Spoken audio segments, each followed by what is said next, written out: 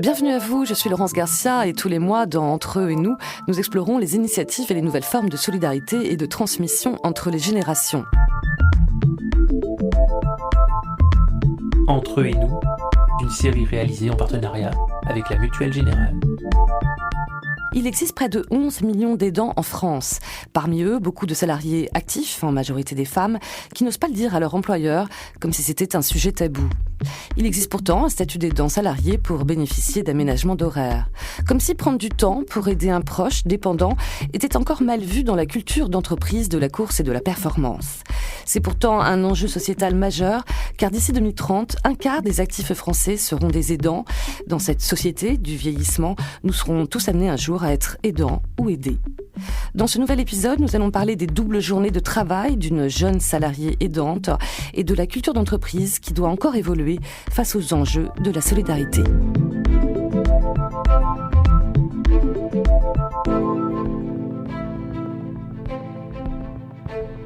Bonjour Stéphane Hugon. Bonjour. Vous êtes sociologue fondateur d'Eranos, un cabinet de conseil en stratégie spécialisé dans la transformation sociétale. Avec vous, nous allons voir comment le monde de l'entreprise a tout à gagner à valoriser les salariés aidants et la solidarité intergénérationnelle. Mais juste avant, je vous propose d'écouter le témoignage d'Elsa, qui s'occupe de son père, qui est dépendant depuis 2008. C'est un portrait signé Karine Lelouette, avec François-Charles Domergue à la réalisation. C'est un petit appartement dans un immeuble neuf de Villiers-sur-Marne, près de Paris. Elsa, 37 ans, nous reçoit un samedi. Bonjour, enchantée. Elle vient de terminer une visioconférence pour se former à son nouveau boulot, éducatrice spécialisée freelance. Depuis 2008 et la maladie de son père, la jeune femme a appris à aménager son temps entre son travail, son père et ses loisirs. Donc moi je m'appelle Elsa, j'ai 37 ans et j'habite à Villiers-sur-Marne. J'ai grandi avec ma sœur et mes deux parents jusqu'à l'âge de 7 ans. Après j'ai vécu avec ma mère et ma sœur au moment du divorce de mes parents, et à l'adolescence j'ai vécu avec mon père seul. Ma sœur était partie à Strasbourg pour faire ses études et ma mère s'est remariée. Mon père, il était cadre hospitalier et il est resté pendant toute sa carrière en psychiatrie. Et il a arrêté à cause de sa maladie en 2008. Il se sentait pas très bien depuis quelques jours. Il a voulu s'auto-soigner, pensant que c'était une grippe qui avait un peu du mal à passer. Et en fait, moi, j'étais en formation d'éducatrice spécialisée, pas très loin de là où il vivait. Et donc, je lui avais proposé de passer un jour pour l'aider dans son ménage, des choses comme ça. Et en fait, quand je suis arrivée, il y avait les pompiers qui étaient déjà là. Il avait en fait fait un malaise. Il n'arrivait plus à se lever et il a réussi en fait à appeler son médecin à l'époque. Quand je suis arrivée, il était déjà pris en charge et il était déjà plus conscient. À l'hôpital, ils nous ont fait des tests et c'est là qu'ils ont su qu'il y avait une méningite. Et ils l'ont mis en fait dans le coma artificiel et il a été transféré au service de réanimation à Meaux. Ça a duré 4 mois de réanimation. Clairement, avec ma sœur, on a mis notre vie en parenthèse. On était en pause, en fait, ce qu'on disait. Moi, j'étais en 2e année d'éducatrice spécialisée. C'était une période où normalement j'étais en stage, donc j'étais pas en présentiel à l'école. Ils ont su aussi ce qui était arrivé pour mon père, donc ils ont très très bien compris que j'étais absente et j'ai rattrapé mes mois de stage plus tard. Le monde s'agitait autour et nous on était en pause, on attendait de retrouver notre père. L'enjeu c'était qu'il se réveille. C'est ma sœur qui était présente quand il s'est réveillé et en fait il criait qu'il voyait rien. Et donc du coup c'est là qu'ils lui ont fait des IRM, des choses comme ça. Ils ont vu qu'en fait il y avait des séquelles de la méningite et qu'il y avait une partie en fait de son cerveau qui en fait commande la vue, qui avait été abîmée et en fait c'était irréversible. Il bougeait pas non plus, mais que ça c'était des choses qui pouvaient se rééduquer, ce qui a été le cas. Ça a été dur parce que on nous avait pas préparé à des séquelles. Il avait 60 ans. Suite à la réanimation, il y a eu quasiment 1 an d'hospitalisation en tout pour retrouver la marche déjà. Il y avait aussi une rééducation visuelle et tous les gestes de la vie quotidienne. Donc ça n'a pas été du tout évident à vivre pour lui. Pour nous, on était en soutien, donc on y allait pareil tous les jours. Et lui, à l'hôpital, c'était un peu compliqué, puis il y a quelque chose un peu triste. Et nous, en fait, on était un peu en mode robot. On ne se posait pas tellement la question. On devait être là-bas, on le savait et on voulait y être. On a fait ça pendant 1 an, en fait. Je finissais ma 2e année. Et quand il est sorti de l'hôpital, j'entamais ma 3e année. Il n'était pas question qu'il retourne dans son domicile. De toute façon, il ne pouvait pas tout seul. Avec ma sœur, on a convenu que lui, il aille chez ma sœur et que j'attende de finir mes études et que moi, je m'installe chez ma sœur et que je m'absente juste le jour où j'avais le regroupement à l'école. Sinon, le reste du temps, je restais avec lui. Alors, il y a des cours, effectivement, que j'ai loupés. J'avais des amis aussi qui me passaient leurs cours. Mais voilà, j'ai rattrapé comme ça. Après, j'ai réussi à rendre les choses à temps. C'était la dernière année, je devais faire un mémoire. Donc, c'était conséquent. Mais ça l'a fait. Ma sœur, elle était avec son conjoint. Avant que mon père tombe malade, elle devait se marier. Il y avait aussi l'idée qu'ils aient un enfant. Donc voilà, on avait convenu toutes les deux qu'elle continue son projet de vie quand même. Et moi, qui n'étais pas du tout dans cette dynamique-là, plus jeune, il n'y avait pas de souci. Alors le deal, c'était aussi d'aller dans le sens de mon père. Mais il avait dans l'idée que sa retraite, il la passerait sur Paris. Donc on a trouvé un appartement. Et moi, je me trouvais un appartement à 200 mètres de chez lui. Et comme ça, je pouvais continuer à m'occuper de lui, tout en travaillant et en n'étant pas loin en cas de besoin, quoi. Je travaillais en internat, donc en horaire décalé. Du coup, j'étais présente au domicile de mon père sur mes temps hors travail, en fait. Salut. Bonsoir. Bonsoir, monsieur. Bonsoir, madame. C'est ma fille Ta fille. qui assume tout ça, en fin de compte. Peut-être à son détriment, je sais pas. C'est une charge en plus pour elle. Non. Bah non, aussi. Bah non, papa. La domesticité, c'est pas une charge. Bah c'est pas une charge. C'est une aide. Une aide de luxe. Je suis privilégié quand on entend. Il y a des gens qui sont très isolés. On vit dans une société, c'est pas bon d'être jeune, parce que les jeunes sont un peu laissés de côté, et c'est pas bon d'être vieux, voilà. Il faut rester productif. Ça, c'est vrai. Et donc, à un moment donné, on n'intéresse plus personne, en fin de compte, voilà. À l'époque, j'avais 26 ans. C'était mon premier emploi, véritablement, avec une véritable paye. C'est l'âge où on voyage, où on sort, où on a moins de contraintes, où voilà, on a notre indépendance, tout ça. Et moi, elle était conditionnée quand même, pas par mon père, mais par ses besoins. C'est-à-dire que si on me disait tu viens, on va boire un verre, non, c'est pas possible en fait. Et ça a été pas évident en fait de trouver un équilibre là-dedans. C'était un peu de frustration pendant quelques temps. Après, petit à petit et à sa demande, c'est lui qui a voulu en fait faire intervenir d'autres personnes pour que je sois pas à toutes les places. Et effectivement, ça me soulageait moralement parce que je savais que même si je travaillais, il y avait un infirmier qui passait en fin d'après-midi tous les jours et l'aide-soignante un peu plus tard. Et le matin, il y avait une aide à domicile qui était là, donc il n'était pas seul. Vous l'aviez dit au boulot ou pas ? Non. J'ai jamais eu envie en fait qu'on sache vraiment ce qui se passait dans ma vie. Je pense que j'avais peur qu'on ne comprenne pas, ou alors qu'on me prenne en pitié, ou qu'on ne me croie pas aussi. Je me dis, les gens ils vont penser que c'est pas possible de faire tout ça. C'était aussi mon espace. Je faisais un peu la coupure entre tout ça. Je m'estime chanceux, non, j'ai pas encore gagné au loto. Je passe plus de temps maintenant sur des choses du quotidien parce qu'il n'y a plus personne. Du coup, ça a un peu influencé le fait qu'on fasse autre chose. La contrepartie, en quelque sorte. Ce que je veux dire, c'est que ça va au-delà de l'aide. On est plus dans un partage de vie, voilà. Après les 4 ans à Paris, donc en fait, au niveau du quartier, ça s'est quand même pas mal dégradé. Et je voyais aussi que ce qu'il avait pu fantasmer de sa vie retraitée à Paris, il n'allait pas pouvoir y accéder dans l'état dans lequel il était. Donc au final, ça suscitait pas forcément quelque chose qui lui faisait du bien. On a convenu qu'on serait bien mieux là où on vivait avant, entouré de nos proches, et qu'en plus financièrement, on serait plus à l'aise que là. Et on s'est dit que ce serait bien qu'au final, on puisse vivre ensemble tous les deux pour que lui, il soit plus sécurisé et que j'ai un regard sur ce qui se passait pour lui. Et donc on a vécu pendant 3 ans et demi comme ça, donc sous le même toit, à Brie-sur-Marne. Et en fait...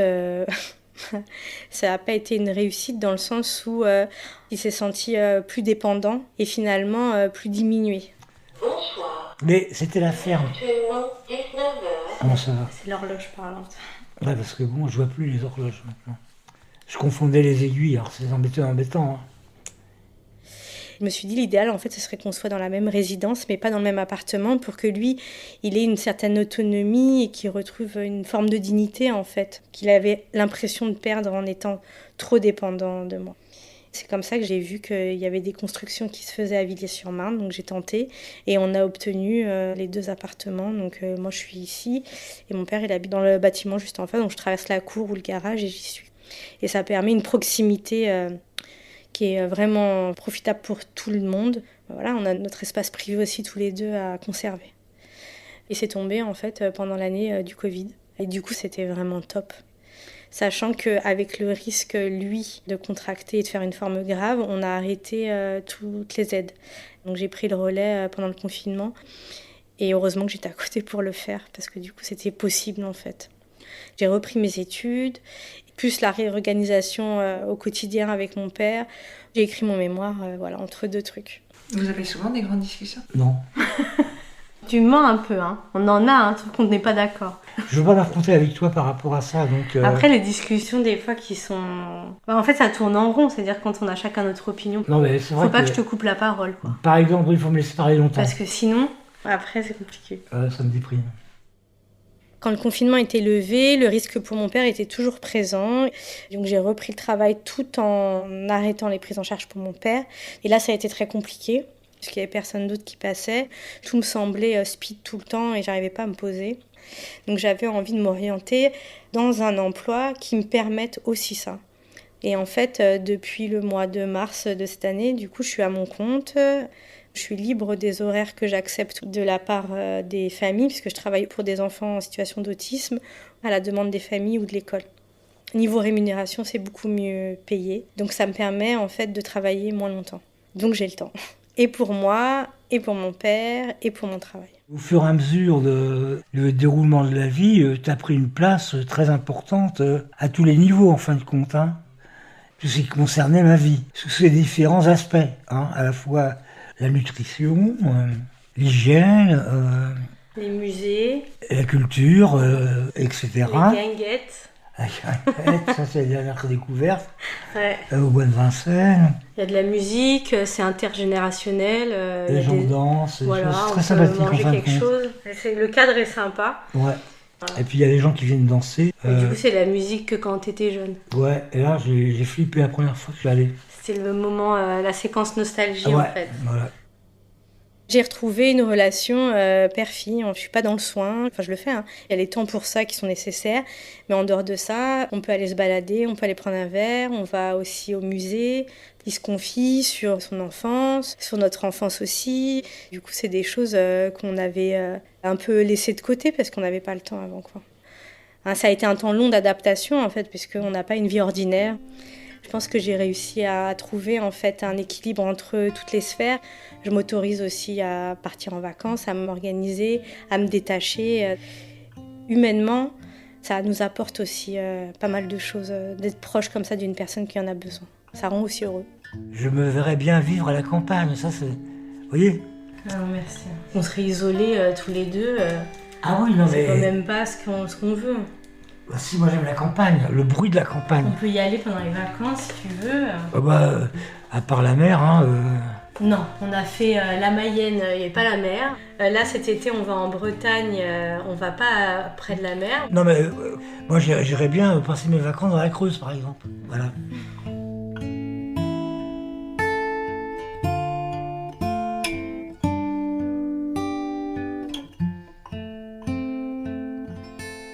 Alors on l'a entendu, pas facile de concilier vie professionnelle et cohabitation solidaire entre enfants et parents, même si pour Elsa, au micro de Karine Lelouette, c'est un vrai choix, même si elle dit qu'elle s'est mise entre parenthèses en mode robot. Stéphane Hugon, vous avez écouté comme nous ce reportage.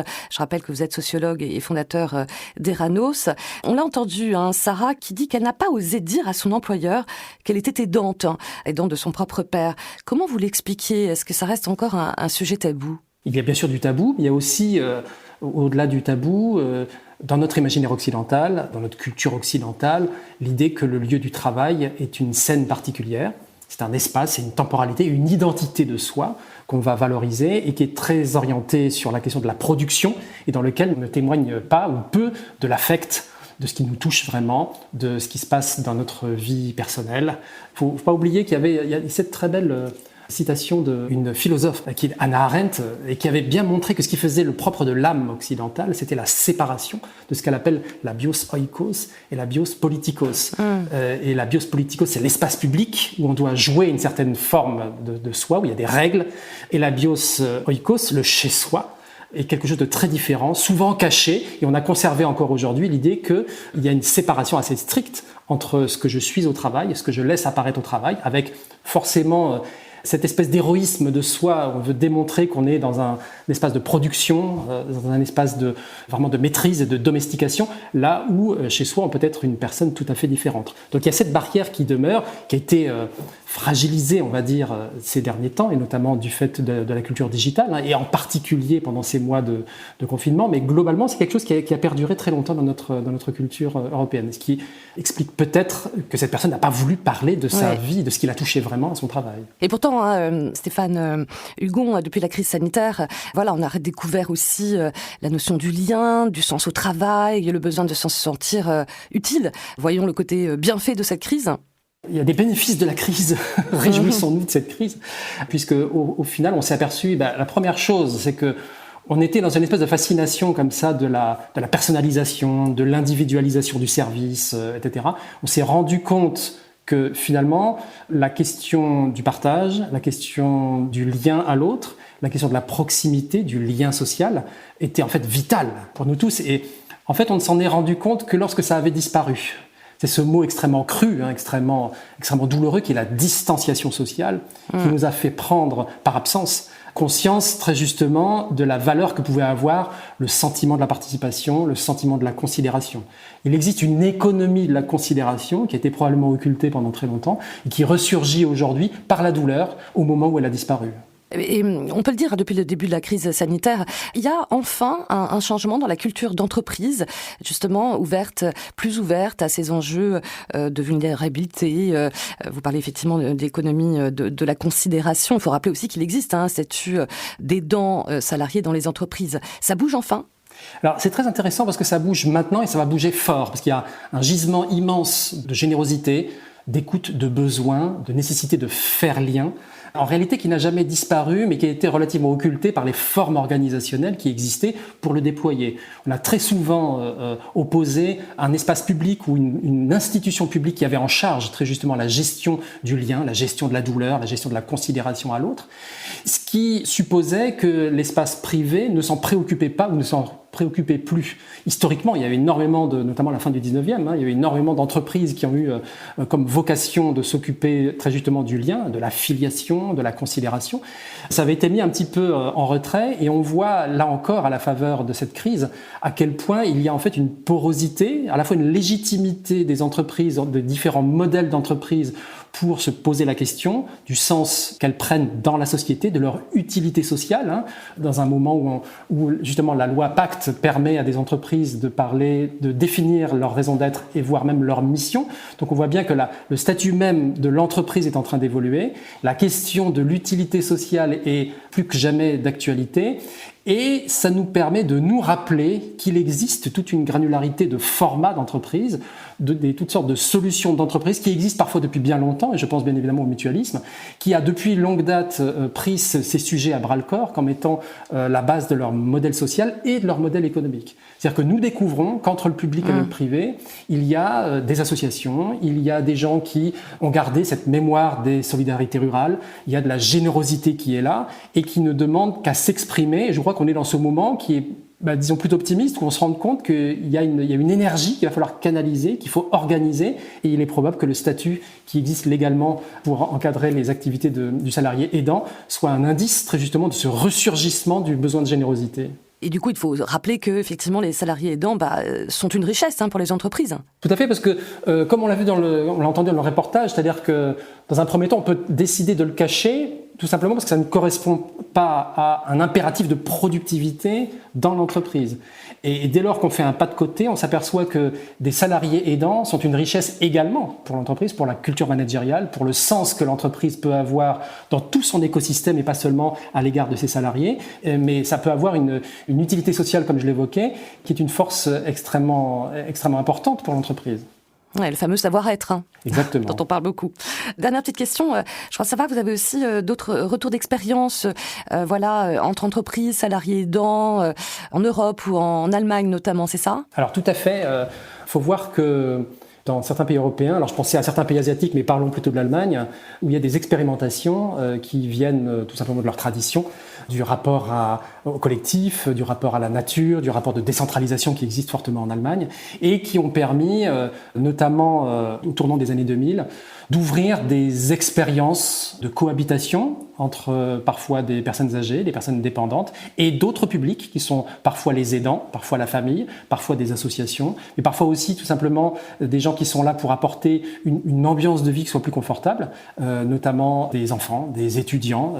Et quand on retrouve cette mixité à la fois intergénérationnelle, cette mixité de fonctions, cette mixité d'âge et de culture, finalement on récupère toute cette forme de solidarité qui existait dans les villages et dans les campagnes, qui existe encore très fortement et beaucoup plus aujourd'hui dans les zones rurales que les zones urbaines, en tout cas en France, et que les Allemands ont su mettre à l'œuvre, opérationnaliser de telle manière à faire des petites expériences. Il y en a quelques centaines en France, il y en a des dizaines de milliers en Allemagne. C'est pour ça qu'il faut regarder nos amis allemands avec un regard d'intérêt, pour des formes de solidarité commune, de cohabitation et de support qui passent par des petits gestes. Et là, il y a tout simplement un rapport de convivialité, d'écoute et de considération qui donne sa place aux personnes âgées, qui leur permet de demander des choses quand elles en ont besoin, sans forcément passer par un dispositif ad hoc. Merci beaucoup Stéphane Hugon. Je rappelle que vous êtes sociologue et fondateur d'Eranos. Merci à vous. Merci, avec plaisir. À bientôt. Entre eux et nous, c'est terminé. On se retrouve le mois prochain pour un nouvel épisode. D'ici là, portez-vous bien, bien sûr, et restons solidaires.